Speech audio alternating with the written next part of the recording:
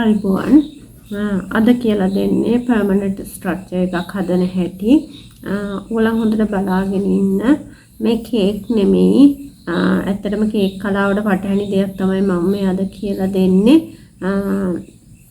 නමුත් අපිට ලොකු අවුඩි 4 5 6 වගේ ස්ට්‍රක්චර් කරනකොට ෆොන්ඩන්ට් වලින් කවර් කරන්න බැරි වෙන අවස්ථා තියෙනවා. ඒතර මේක අමාරුයි. ඉතින් ඒක හන්දා මේ වගේ ස්ට්‍රක්චර්ස් පාවිච්චි කරනවා. ඒක ගැන තමයි මේ කියලා දෙන්නේ. පොඩි දෙයකට මේක පාවිච්චි කරන්න එපා. ෆොන්ඩන්ට් එකක් කවර් කරගන්න පුළුවන් දෙයකට. ඔයගලන්ට රෙන්ට් කරන්න පුළුවන් මේ ස්ට්‍රක්චර්ස්. අපිට අඩි 4ක් 5ක් උස ස්ට්‍රක්චර් එකක් කරනකොට ඒක ෆොන්ඩන්ට් වලින් කරන්න අමාරු නිසා තමයි මේ වගේ දෙයක් මේ හඳුන්වලා දීලා තියෙන්නේ. මේ කේක් කලාවට ඇත්තටම මේක සුදුසු දෙයක් නෙමෙයි. නමුත් අද ඒ වුණාට මේ දේ කෙරෙනවා. ඒක හන්දා ඔයගොල්ලෝ ඉගෙන ගන්න ඕන හන්දා තමයි මම මේක කියලා දෙන්නේ. බලාගෙන ඉන්න මේක අමාරු දෙයක් නෙමෙයි. ලොකු වියදමක් යන දෙයක්වත් නෙමෙයි. artificial flowers නැත්තම් මේ මම කියලා දුන්න homemade ceramic flowers පාවිච්චි කරන්න පුළුවන්. මේකේ ඩිසයින් එකක් යනවා නම් ඔයගලන්ට royal icing පාවිච්චි කරන්නත් පුළුවන්. butter icing පාවිච්චි කරන්නත් පුළුවන්. මොකද මේ ඩමි එක ඊට පස්සේ හොදලා පාවිච්චි කරන්න පුළුවන්. ඒ වුණාට දැන් මේක හදිස්සියකවත් බිම වැටුනොත් මේක ක්‍රැක් වෙනවා. එතකොට අපිට ආයි මේක උඩින් ගාලා තමයි හදාගන්න වෙන්නේ. ඒක හඳ පරිස්සම් කරගන්න ඕනි. අපිට මේක හොද පාවිච්චි කරන්න පුළුවන්. අවශ්‍ය පාට ස්ප්‍රේ කරගන්න පුළුවන්. ඉතින් එහෙම වාසියක් තියෙනවා. ඔයගලන්ට permanent structure එකක් හැටියට මල් මේකට අලවන්න එපා. ගලවලා අයින් කරන්න පුළුවන් වෙන්න හදාගන්න. එතකොට ආයි කලර්ස් වෙනස් කර ඔයගලන්ට පාවිච්චි කරන්න පුළුවන්. ඉතින් අපි බලමු කොහොමද මේක හදාගන්නේ කියලා. අවධානයෙන් බලාගෙන ඉන්න. මේක අමාරු දෙයක් නෙමෙයි. ඔයගලන්ට මේක වැදගත් වෙයි. ඔයගලන්ගේ මේ වගේ ලොකු ස්ට්‍රක්චර් එකක් කරනකොට රෙන්ට් කරන්න හදලා තියාගන්න. ඔයගලන්ගේ ෂොප් එකක තියෙනවා නම් ඒක ලස්සනට ඩිස්ප්ලේ කරන්න මේක මේ උපකාරී වෙනවා. ඒක හන්දා මේක බලාගෙන ඉන්න. අපි බලමු කොහොමද හදන්නේ කියලා. අපි බලමු කොහොමද මේක කරන්නේ කියලා.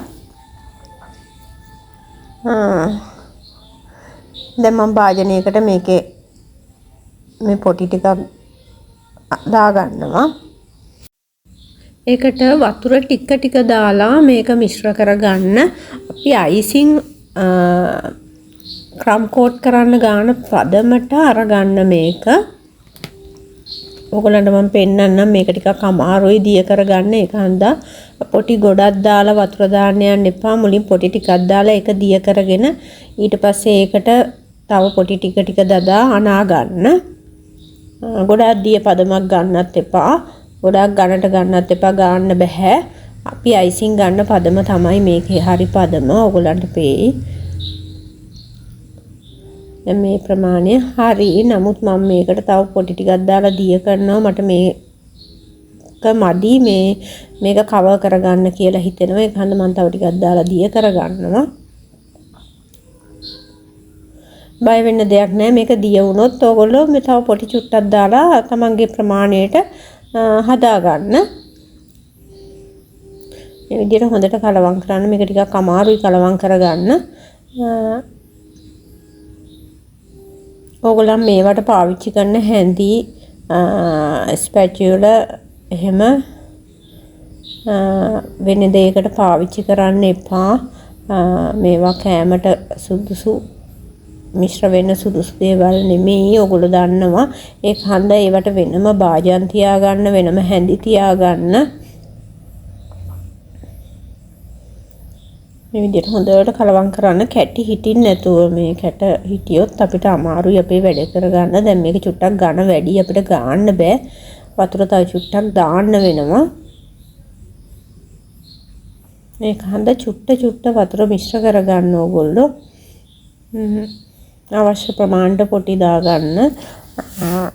මට ප්‍රමාණයක් කියන්න බෑ මේකට. වතුර ටික මිශ්‍ර කරලා මේකේ අවශ්‍ය පදම හදාගන්න. මේ මම වීඩියෝ එක ස්පීඩ් යවන්නේ නැහැ. මොකද මේක ඔයගොල්ලෝ දැනගන්න ඕනේ කොහොමද මේ පදම අරගන්නේ කියන එක, කොහොමද මේක අනාගන්නේ කියන එක. ඔයගලන්ට පුළුවන් මේක පොටි අදින බාසුන් නැහැ කෙනෙකුට දීලත් කරගන්න. මම මේ කරන්නේ ඔයගලන්ට කරගන්න ඕන නම් කරගන්න විදිහ තමයි මේ කියලා දෙන්නේ. මේ බාසුන් නැහැ කෙනෙක්ගෙන් ගාන අහලා ඒගොල්ලන්ට දීලා මේක නීට් එකට අපි කරනවට වැඩිය නීට් එකට ඒක කරගන්න පුළුවන්. එහෙම පුළුවන් නම් එහෙම කරගන්න. නැත්නම් මේ විදිහට ඕගොල්ලන්ටම කරගන්න පුළුවන්.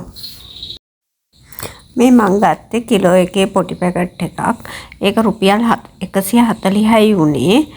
සාමාන්‍යයෙන් මේකෙන් ඩමි දෙකක් විතර කවර් කරගන්න පුළුවන්. දැන් මේ විදිහට ඔයගොල්ලන්ට පේනවා මේක අර අපි අයිසින් ගානවා හා සමානයි. මේ මම දැන් ගානවා මේ අයිසින් එක අපි කේක් එකක් කවර් කරනවා හා සමානයි. පොටි අදිනවා කියන එක. මේ පොටි අදිනවා කියන එක තමයි මේ කෙරෙන්නේ.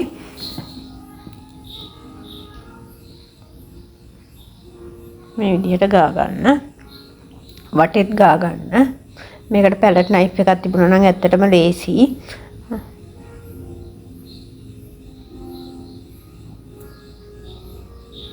මම වීඩියෝ එකේ ස්පීඩ් දාලා නැහැ. ඔයගොල්ලෝ තේරුම් ගන්න මේක කොහොමද කරන්නේ කියන එක. ඒක හන්ද ස්පීඩ් දාලා නැහැ. මම මගේ WhatsApp නම්බර් එක මේ දාලා තියෙන්නේ. ඔයගොල්ලන්ට මොකක් හරි ගැටලුවක් තියෙනවා නම් මට මැසේජ් එකක් තියන්න WhatsApp. කෝල් කරන්න එපා. මම ඔයගොල්ලන්ගේ ගැටලුවට උත්තර දෙන්නම්. ඕනෙම ගැටලුවක් තියෙනවා නම් මැසේජ් එකක් තියලා තියන්න. මම ඒකට රිප්ලයි කරනවා. ඒක හන්දා මේ කතා කරන්න එපා, කෝල් කරන්න එපා, මැසේජ් එකක් තියන්න. දැන් හරි දැන් අපි වටේම ගාගෙන තියෙන්නේ. අපිට තියෙන්නේ මෙන්න මේ වගේ. දැන් ඕගොල්ලන් ස්ක්‍රේපර් එකකින් මේක නීට් කරනවා වගේ මම මේකට මේ අඩි රූල පාවිච්චි කරේ. මොකද ආයි පාවිච්චියට ගන්න බෑ. මේකට පාවිච්චි කරොත් මේ වගේ අඩි රූලක් පාවිච්චි කරාම අපිට මේක කරගන්න පුළුවන්. ඕගොල්ලන්ට පේනවා ඇති. දැන් මේක අපි කේක් එකක් නීට් කරනවා වගේම තමයි. මේක කිසි වෙනසක් නැහැ. ඕගොල්ලන්ට පේනවා ඇති නීට් වෙන හැටි. අඩුපාඩු තැන් වල ගාලා මේක හැබැයි ඉක්මනට කරගන්න ඕන. පොටි ඊට පස්සේ ඝන වෙන්න ගන්නවා. ඒක හන්දා අපි මේක පුළුවන් ප්‍රමාණයට නීට් කරගන්න. ඊට පස්සේ අපි මේක වැලි කඩදාසියෙන් කපනවා. එතකොට අපිට ওই තියෙන පොඩි අඩුපාඩු ටික හදා ගන්න පුළුවන්. ඒක හන්දා අපි මේ පුළුවන් ප්‍රමාණයට මෙහෙම තියලා ඉවර වෙලා මේ වඩි රෝලෙන් නීට් කරන්න. මේක සාමාන්‍යයෙන් කේක් හදන කෙනෙකුට ලොකු දෙයක්වත් නෙමෙයි. ඕගොල්ලෝ දන්නවා. ඕගොල්ලන්ට පුළුවන් මේක කරගන්න.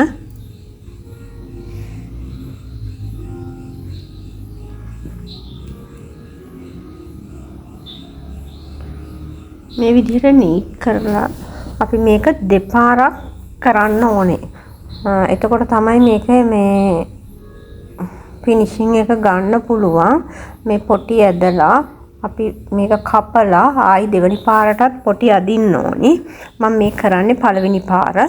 ලොකු ඝන තට්ටුවක් දාගන්න එපා. මේක වේල ගන්න ඕනේ අපිට. ඒක හන්දා අපි අයිසින් කරන හා සමානව පොඩි තට්ටුවක් දාලා මේක කවර් කරගන්න. මේ වගේ නීට් කරගන්න. උඩත් ඒ විදිහට නීට් කරගන්න. පොඩි අඩුපාඩු ලොකුවට හිතන්න යන්න එපා. ඒවා අපිට දෙවෙනි පාරෙන් කවර් කරගන්න පුළුවන්.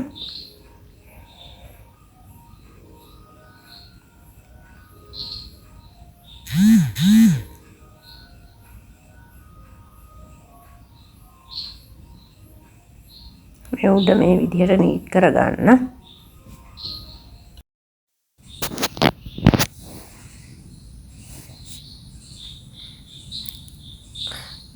මේක ඔයගලන්ට පුළුවන් උපරිම නීට් කරන්න.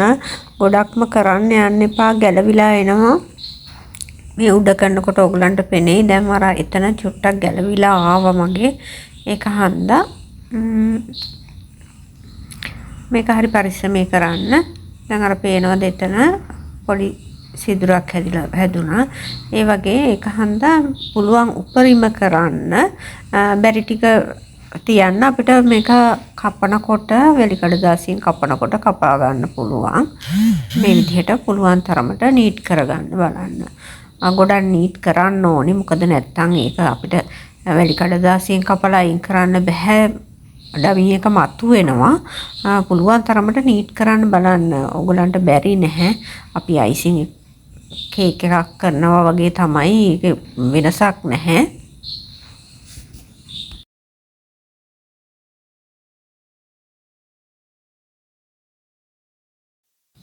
ඊට පස්සේ මේක හොඳට වේලෙන්න අරින්න.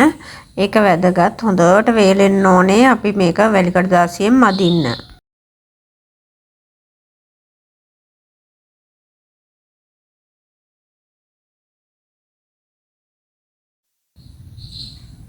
දැන් මෙතන පේනවා ඇති ඔයගලන්ට පොඩි දාර තියෙනවා. මේ දාරයක් තියෙනවා.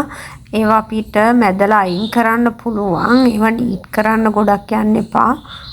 ඒක අපි මැදලා අයින් කරනවා. මේ තියෙන හොඳට වේලගත්ත ඩමි එක. මේ 120 තුනීම වැලි කඩදාසියෙන් තමයි මම මේක මදින්නේ. මේක හොඳට මැදලා ඒ තියෙන කඩතුළු ටික අයින් කරගන්න. මේ විදිහට හොඳට මදින්න. මාස්ක් එකක් දාගන්න. ඇත්තට මේ ඩස්ට් එක හැමතැනම යනවා. මම ඒක තමයි මේක එළියට අරගෙන මේ කරන්නේ. ගේ ඇතුලේ කරන්න බෑ ඇත්තටම.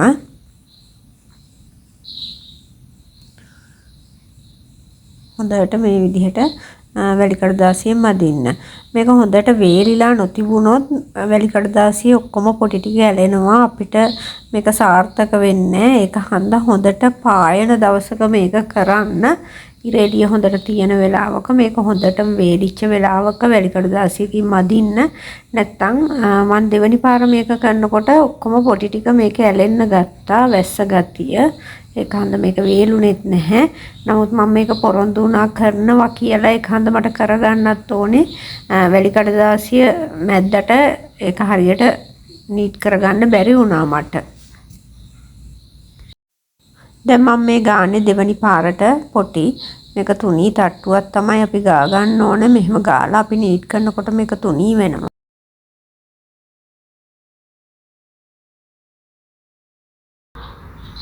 මේ දෙවනි පාර තමයි මම මේ පොටි ගාන්නේ. අර විදිහටම මේක මේ නීට් කරගන්න.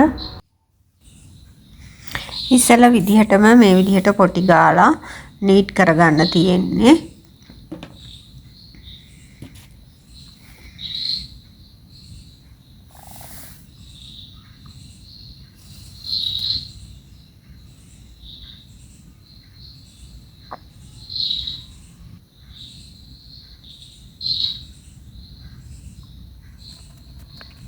මේ විදිහට නීට් කරගන්න.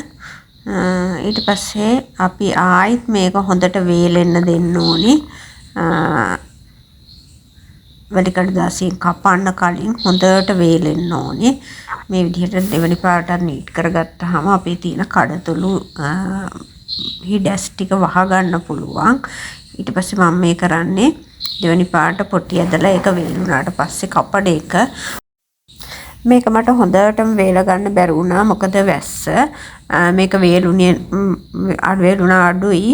මම අද පොරොන්දු වුණා මේක එක්කෙනෙකුට වීඩියෝ එක දානවා කියලා. ඒක හන්දයි මට මේක කරන්න ඕනේ.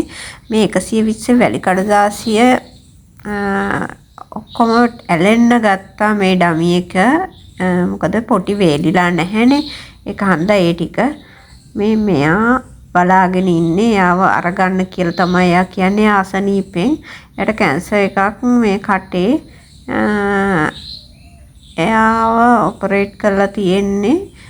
ඊයේ තමයි ඔපරේට් කරේ. ඉතින් එයා හැම වෙලාවෙම අතේ තියාගෙන ඉන්න කියලා කියන්නේ. මේ තියෙන්නේ පිලර්. මේ පිලර් අර්ගාන මට්ටමට දිය කරගෙන මම මේක එකපාරක් ගන්නවා. ඒකේ හේතුව මේ අපි මේකට කලර් එක ස්ප්‍රේ කරාම ඒක උරා ගන්නවා වැඩි. පිලර් කෝට් එකක් ගෑවහම ඒක උරා ගන්න ප්‍රමාණය අඩු වෙනවා. ඒක හන්ද තමයි මේ පිලර් ගාලා තියෙන්නේ. ඔයගොල්ලෝ බලන්න දැන් මගේ එකේ පොඩි පොඩි කඩතුළු තියෙනවා. මොකද මේක කපා ගන්න බැරි වුණා හරියට.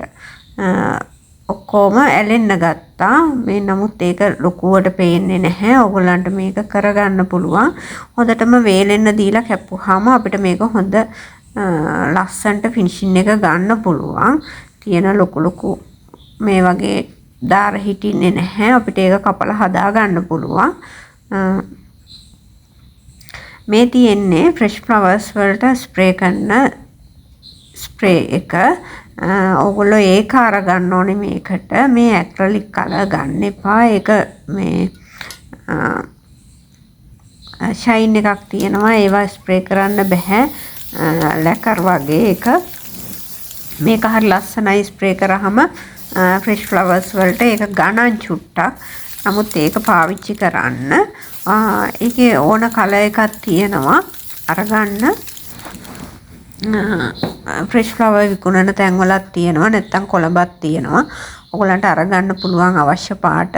මම මේ ස්ප්‍රේ කරන්නේ අයිවරි කලර් එක. ඔයගලන්ට විශේෂයක් පේන්නේ නැතුව ඇති සුදු පාටට පේනවා ඇත්තේ. නමුත් මේක ලස්සන පාටක්. එකපාරක් ස්ප්‍රේ කරලා ඒක පොඩ්ඩක් වේලුණාම දෙවෙනි පාර ආයි ස්ප්‍රේ කරන්න.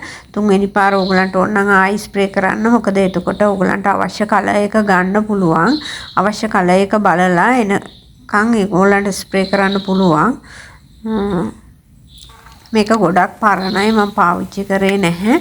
නමුත් ඒක තාම හොඳට තියෙනවා.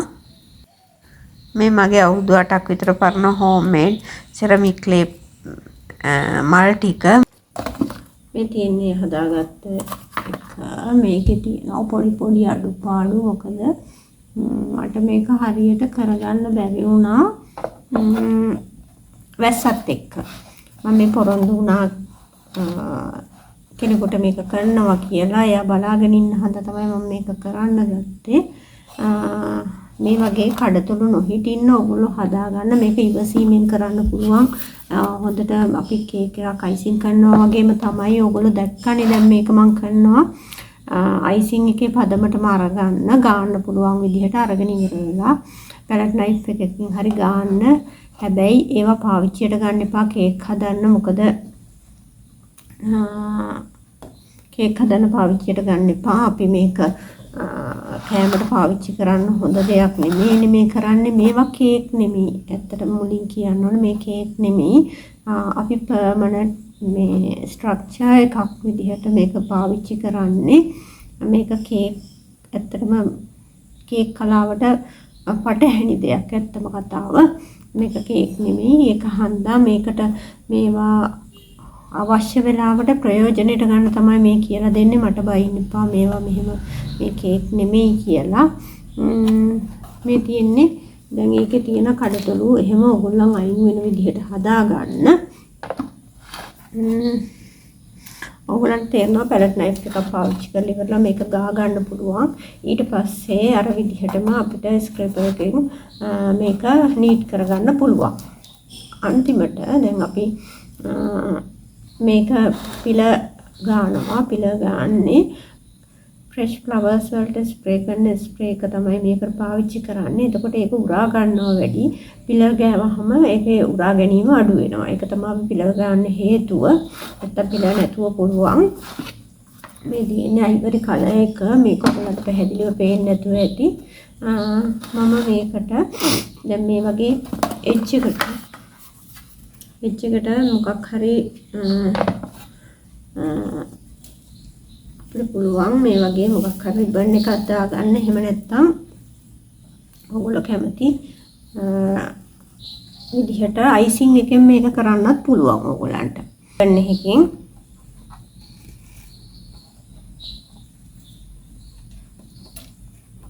කවර් කරගන්න. මේකට පුළුවන් අපිට පින් එකක් පාවිච්චි කරන්න. මේ වගේ මේ පින්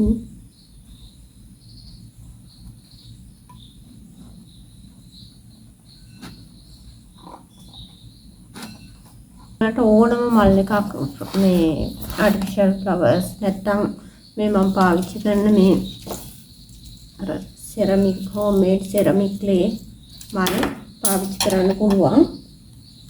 මේ තියෙන්නේ මල් මේක මෙහෙම තියලා ඔයාලට ඕන විදිහකට මේක සෙට් කරගන්න පුළුවන්. මේ වගේ පින් එකක් අස්සට ගහලා ඉවරලා මේක රඳවන්න පුළුවන්.